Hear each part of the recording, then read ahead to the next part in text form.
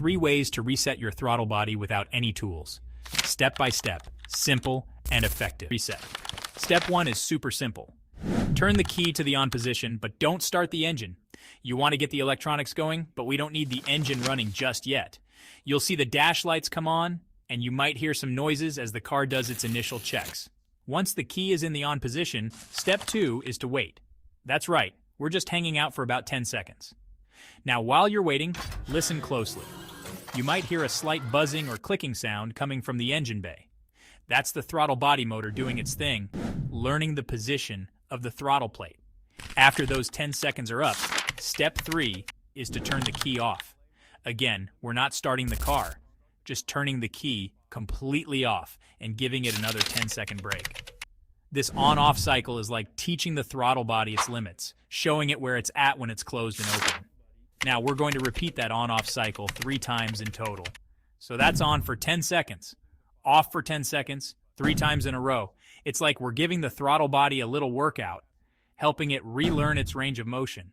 Once you've done those 3 cycles, step 5 is to finally start the car. Now here's the important part. Let it idle for about 2 to 3 minutes without touching anything. That means no AC, no radio, no lights, nothing.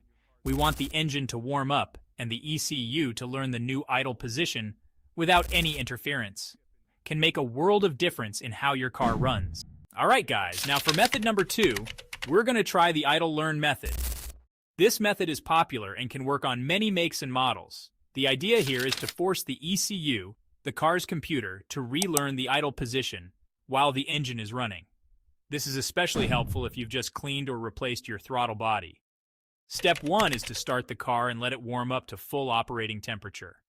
We want the engine nice and toasty for this one, so make sure that temperature gauge is right in the middle where it should be. Once the engine's warmed up, step 2 is to turn off all your accessories. That means AC, radio, lights, everything. We want to minimize any electrical load on the engine while the ECU is learning. Now, step 3 is the easy part. Let the car idle undisturbed for 10 minutes. I know, 10 minutes seems like a long time, but trust me, it's crucial for this method to work properly. Find something to do, grab a drink, check your phone, but whatever you do, don't touch the gas pedal or the steering wheel.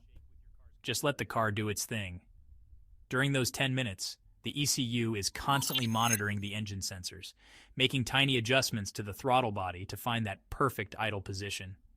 It's like a little mechanic in your car's computer, constantly fine-tuning everything for optimal performance. After those long 10 minutes are up, step 4 is a simple one. Gently rev the engine to about 2,500 RPM, then let it return to idle. This little blip of the throttle helps the ECU confirm its calculations and solidify that new idle position in its memory. And that's it. The idle learn method is all about patience and letting the ECU do its job. You'll be amazed at how much smoother your car idles after this simple procedure. Alright guys, now for the final method, and this one's a little trickier than the others. It's called the Accelerator Pedal Dance, and it's like a secret handshake with your car's computer. This method works particularly well on some GM, Infiniti, and Honda vehicles, especially those with electronic throttle bodies, also known as drive-by-wire systems. Now before we start, I gotta give you a heads up. This method involves precise timing, so pay close attention to each step. But don't worry, I'm gonna walk you through it every step of the way. Step 1 is to turn the key to the on position, but just like before, don't start the engine. We want to wake up the electronics without firing up the motor. Once the key is on, step 2 is to wait for 3 seconds. This gives the ECU time to boot up and get ready for our little dance. After those 3 seconds, step 3 is where the fun begins. Press the gas pedal all the way down to the floor 5 times within 5 seconds. That's right, 5 quick pumps of the gas pedal. It might feel a little weird, but trust me, it's all part of the process. Step 4 is another waiting game. Wait 7 seconds after those 5 pedal presses.